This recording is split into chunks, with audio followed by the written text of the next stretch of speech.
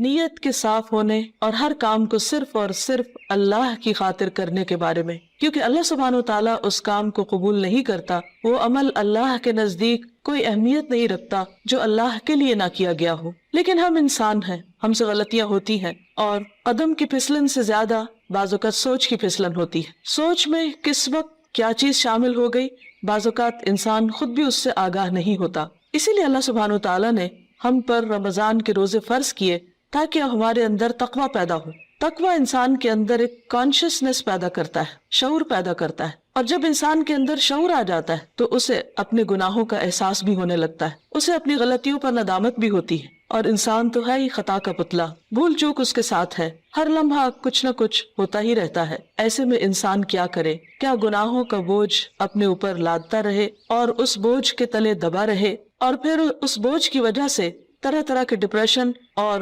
غم اور دکھ کا شکار رہے؟ نہیں، اللہ رب العزت واسع المغفرہ ہے، غفور الرحیم ہے، وہ اپنے بندوں کے گناہوں کو معاف کرتا ہے۔ رمضان کا مہینہ اس اعتبار سے ایک بہترین موقع ہے کہ ہم سب اپنے رب کی طرف رجوع کریں، انفرادی طور پر بھی اور اجتماعی طور پر بھی، اور اپنے گناہوں کی معافی مانگے۔ اللہ تعالیٰ کا وعدہ ہے کہ جو شخص سچے دل سے گناہوں کی معافی مانگے گا، اللہ تعالیٰ اس کو ضرور معاف کر دے گا، اور اللہ تعالیٰ کو معاف کرنے میں کچھ مشکل نہیں۔ قرآن مجید میں اللہ تعالیٰ فرماتے ہیں، قُلْ يَا عِبَادِيَ الَّذِينَ أَسْرَفُوا عَلَىٰ أَنفُسِهِمْ لَا تَقْنَطُوا مِن رَحْمَةِ اللَّهِ إِنَّ اللَّهَ يَغْفِرُ الذُّنُوبَ جَمِيعًا۔ آپ کہہ دیجئے کہ اے میرے بندو جنہوں نے اپنی جانوں پر زیادتی کی ہے، جنہوں نے خود پر ظلم کیا ہے، لا تقنطوا من رحمت اللہ، اللہ کی رحمت سے مایوس نہ ہو جاؤ، بے شک اللہ سارے گناہ معاف کر سکتا ہے۔ اللہ تعالیٰ کے لیے کچھ بھی مشکل نہیں۔ ضرورت اس بات کی ہے کہ بندہ سچے دل کے ساتھ،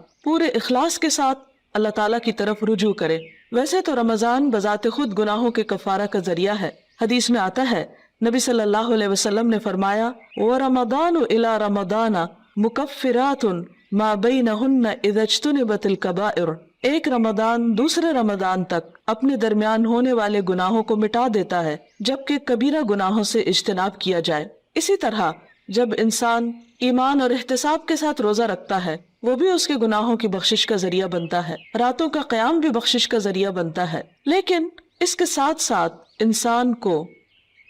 پورے شعور کے ساتھ، پورے احساس کے ساتھ خود اللہ کی طرف رجوع کرنا چاہیے اور اپنے گناہوں کی معافی مانگنی چاہیے، خصوصاً کبیرہ گناہ، ان کے لیے معافی مانگنا ضروری ہے۔ اللہ تعالیٰ سے توبہ کرنے کا ایک طریقہ بھی بتایا گیا، اور وہ یہ کہ انسان اپنے گناہوں پر نادم ہو، شرمندہ ہو، ان کا اعتراف کرے، ان کو مانے، اور پھر آئندہ نہ کرنے کا وعدہ کرے، اور پھر اپنی زندگی کی اصلاح کر لے۔ انسان کی انسانیت اسی میں ہے کہ وہ اللہ تعالیٰ کی طرف رجوع کر لے اور گناہوں کا اعتراف کرے۔ انسان اور شیطان میں یہی فرق ہے۔ شیطان نے جب انسان کو یعنی آدم علیہ السلام کو سجدہ کرنے سے انکار کیا تو اس کے بعد جب اس سے پوچھا گیا کہ ما منعک الا تسجد اذ امرتک، اللہ تعالیٰ نے فرمایا کہ تمہیں کس چیز نے روکا تھا کہ تم سجدہ کرتے جبکہ میں نے تمہیں حکم دیا تھا، تو اس پر بجائے اس کے کہ وہ نادم ہوتا، اپنی غلطی کا اعتراف کرتا، وہ اکڑ گیا اور اللہ سبحانہ وتعالیٰ کو بلیم کرنے لگا۔ اس کے برعکس آدم علیہ السلام سے جب خطا ہوئی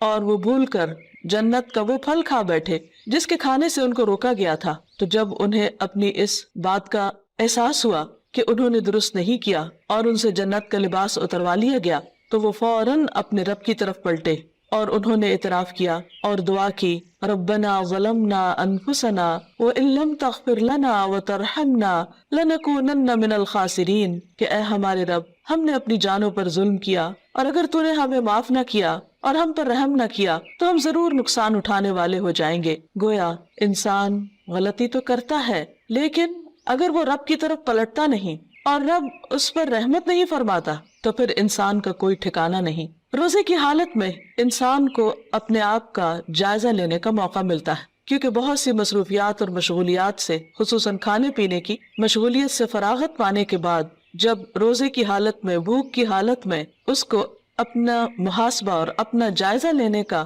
موقع ملتا ہے تو اپنی چھوٹی بڑی بہت سی خطائیں، بہت سی غلطیاں یاد آنے لگتی ہیں۔ ایسے میں انسان کا کام یہ ہے کہ انسان اپنی ہر غلطی پر اللہ تعالیٰ سے توبہ کرے اور دن میں کثرت کے ساتھ استغفار کرتا رہے، اللہ سبحانہ و تعالیٰ کی طرف رجوع کرتا رہے، خاص طور پر روزے کی افطاری کے وقت اور پھر سحری کے وقت، کیونکہ سحری کا وقت توبہ استغفار کا وقت ہے۔ قرآن مجید میں اللہ تعالیٰ اپنے بندوں کی خصوصیت بیان کرتے ہیں، وَبِالْأَسْحَارِ هُمْ يَسْتَغْفِرُونَ، اور سحری کے وقت وہ استغفار کرتے ہیں۔ سحری کے وقت یا تو سحری کی تیاری ہو رہی ہوتی ہے یا پھر انسان اس وقت کچھ کھا پی رہا ہوتا ہے، لیکن کچھ نہ کچھ وقت، خواہ وہ کام کاج کے دوران ہی کیوں نہ ہو، ضرور ایسا نکالنا چاہیے کہ جس میں انسان شعوری طور پر اللہ تعالیٰ سے توبہ کرے، کیونکہ اللہ تعالیٰ اس وقت اپنے بندوں کی طرف خاص طور پر توجہ فرماتا ہے۔ حدیث میں آتا ہے، ينزل اللہ تعالی الى السماء الدنیا كل ليلة لنصف الليل الآخر او لثلث الليل الآخر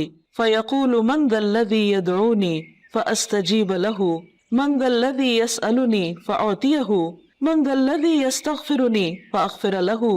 حتى يطلع الفجر۔ اللہ تعالیٰ ہر رات کو آدھی رات یا ایک تہائی رات کے آخری حصے میں آسمان دنیا پر نزول فرماتے ہیں اور ارشاد فرماتے ہیں کہ کون ہے جو مجھ سے دعا مانگے اور میں اس کی دعا قبول کروں، کوئی ہے جو مجھ سے سوال کرے کہ میں اسے عطا کروں، کون ہے جو مجھ سے استغفار طلب کرے اور میں اسے بخش دوں، یہاں تک کہ فجر طلوع ہو جاتی ہے۔ یعنی اس وقت خاص طور پر اللہ تعالیٰ اپنے بندے کی طرف متوجہ ہو کر اس کو پکارتا ہے کہ تم غلطی کرنے کے بعد میری طرف لوٹ آؤ۔ رمضان ایک مبارک موقع ہے کہ جس میں انسان سحری کے وقت اٹھ ہی جاتا ہے، تو اس وقت اللہ سبحانہ وتعالیٰ کی اس پکار پر لبیک کہتے ہوئے اپنے گناہوں کی معافی مانگنی چاہیے اور اس کی طرف رجوع کرنا چاہیے، کیونکہ وَمَن يَغْفِرُ الذُّنُوبَ إِلَّا اللَّهُ، کون ہے جو گناہوں کی بخشش کرے سوائے اللہ کے۔ ہم میں سے کون ہے جو یہ دعویٰ کرے کہ اس سے کبھی کوئی غلطی نہیں ہوئی یا اس نے کوئی گناہ نہیں کیا؟ ہم سب خطا کار انسان ہیں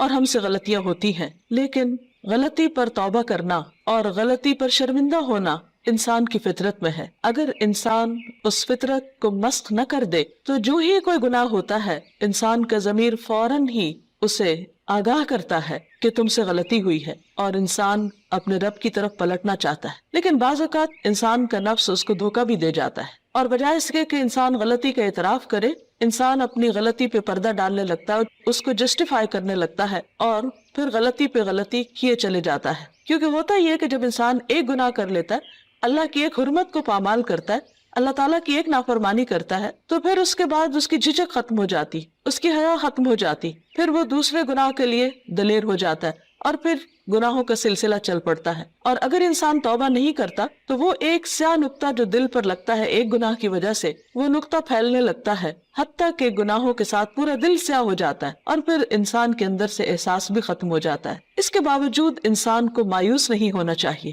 جب تک انسان کی جان ہے، انسان کی سانس کا سلسلہ چل رہا ہے، اس کے لیے معافی کا دروازہ کھلا ہوا ہے۔ حدیث میں آتا ہے کہ ان اللہ یقبل توبۃ العبد ما لم یغرغر، اللہ تعالیٰ بندے کی توبہ قبول کرتا ہے جب تک کہ اس کے سانس اکھڑنے نہ لگے، یعنی دنیا سے رخصت نہ ہونے لگے، فوت نہ ہونے لگے۔ تو گویا ابھی اللہ تعالیٰ نے ہمیں جو زندگی اور یہ موقع دیا ہے، اس میں ہم واپس پلٹ آئیں، رجوع کر لیں، اللہ تعالیٰ کو راضی کر لیں اور کبیرہ اور صغیرہ دونوں طرح کے گناہوں سے معافی مانگیں۔ صغیرہ گناہوں کے کفارے کے لیے تو نماز، روزہ، حج، زکوٰۃ اور دیگر نیکیاں، امر بالمعروف، نہی عن المنکر، یہ چیزیں انسان کے لیے کفارہ بن جاتی ہیں، لیکن خصوصاً کبیرہ گناہوں کے لیے خاص طور پر معافی مانگنا ضروری ہے۔ مثلا کبیرہ گناہ کیا ہے؟ مثلاً اللہ سبحانہ وتعالیٰ کے ساتھ شرک کرنا اور اس کے بعد والدین کی نافرمانی، والدین کو ناراض کرنا، ان کا دل دکھانا، ان کو پریشان کرنا، ان کی بات نہ ماننا۔ اللہ سبحانہ وتعالیٰ نے